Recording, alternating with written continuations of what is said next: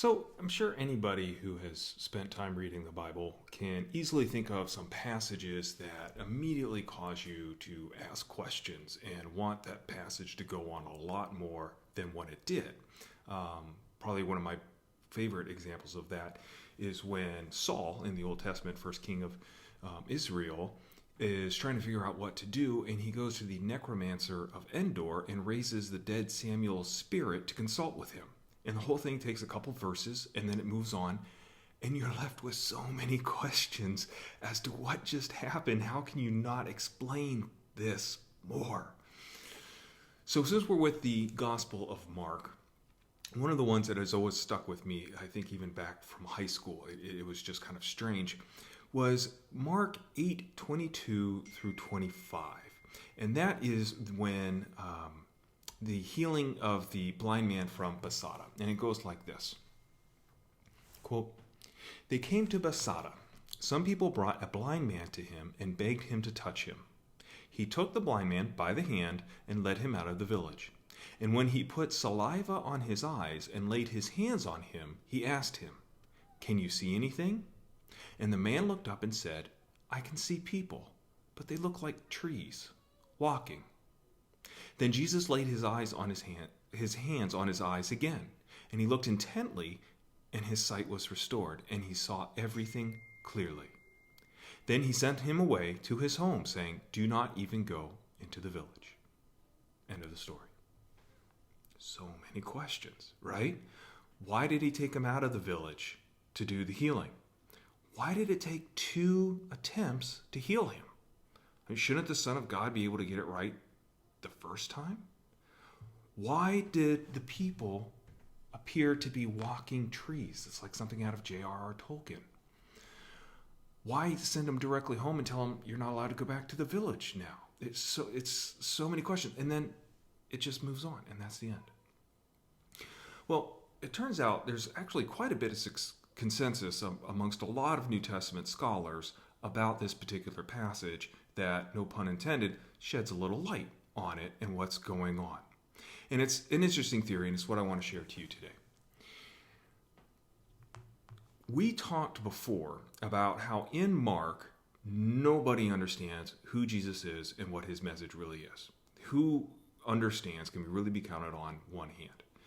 Us, the reader, because it says so in the very first verse. Very first verse of the book of Mark is the beginning of the good news of Jesus Christ, the Son of God. Okay, so we know from the get-go, Jesus is the Son of God. But it also tells us something else that's very important as well.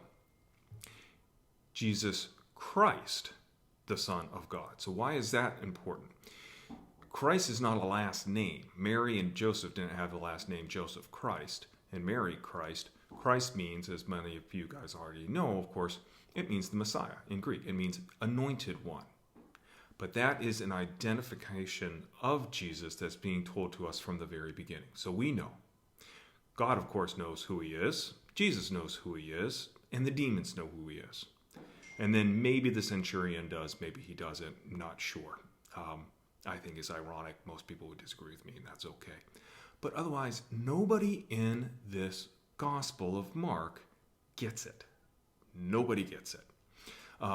And not only do people not get it, there's a good chance that it seems like Jesus doesn't want them to get it. After the telling of the parable of the sower that is so famous that everybody knows, we read this. This is chapter 4, starting in verse 10.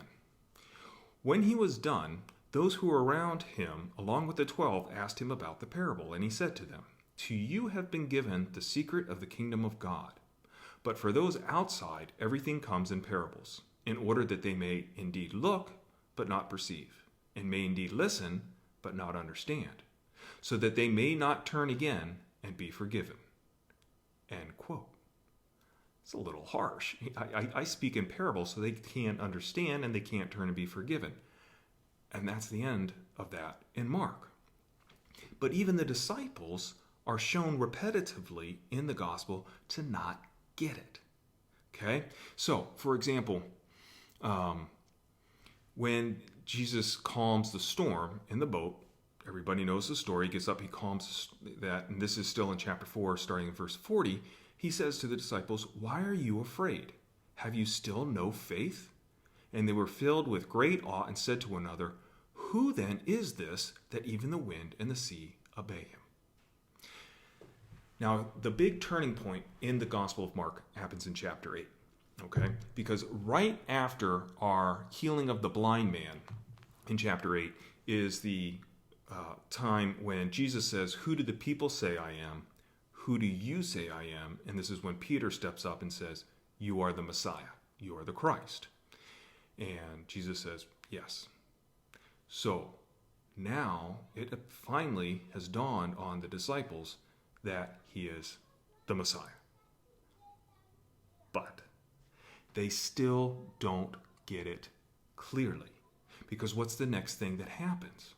Jesus then goes on and he predicts his death and his resurrection. And Peter, in hearing this, rebukes Jesus. To which Jesus in turn rebukes Peter with the famous "Get behind me, Satan." And that's it. And that's where it ends. Nothing redemptive, nothing good about Peter. Just, you're wrong. You don't get it. And so even with the critical turning point in 8 of understanding Jesus as the Messiah, even the disciples still don't get what kind of Messiah that is and what that means. So for moving on, the next time that Jesus predicts his death and his resurrection, in 9:32, we read, quote, "But they did not understand what he was saying and were afraid to ask him." As we talked about at Easter, with the crucifixion, everyone fled. The women went to the tomb and then fled in terror and didn't say anything. So what we have in Mark, even to the very end, is even the closest followers not getting it and not understanding who Jesus really is. What does it mean for Jesus to be the Messiah? So the symbolism, in short, of the healing of the blind man, the Take Two miracle, can be argued to be this. It's the symbolism that only vaguely do the disciples start to understand and see who Jesus is.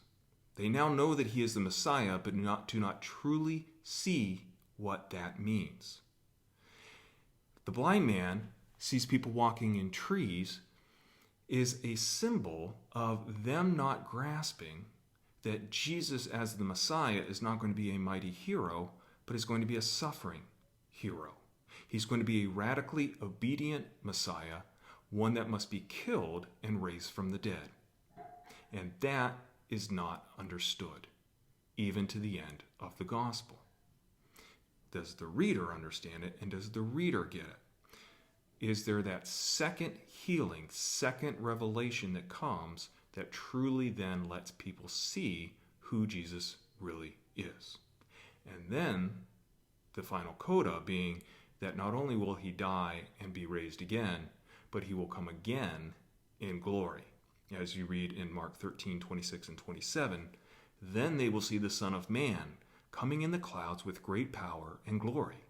Then he will send out the angels and gather his elect from the four winds, from the ends of the earth to the ends of heaven." Which raises an interesting question. What is the Son of Man? Why does Jesus keep calling himself that? Well, let's talk about that next time. Meanwhile, it's good to see you guys again. Sorry this took a little while. Homeschooling is hard with 4 kids. It's really hard. Anyway, stay safe, be your brother's keeper, and I'll talk to you next time. Bye.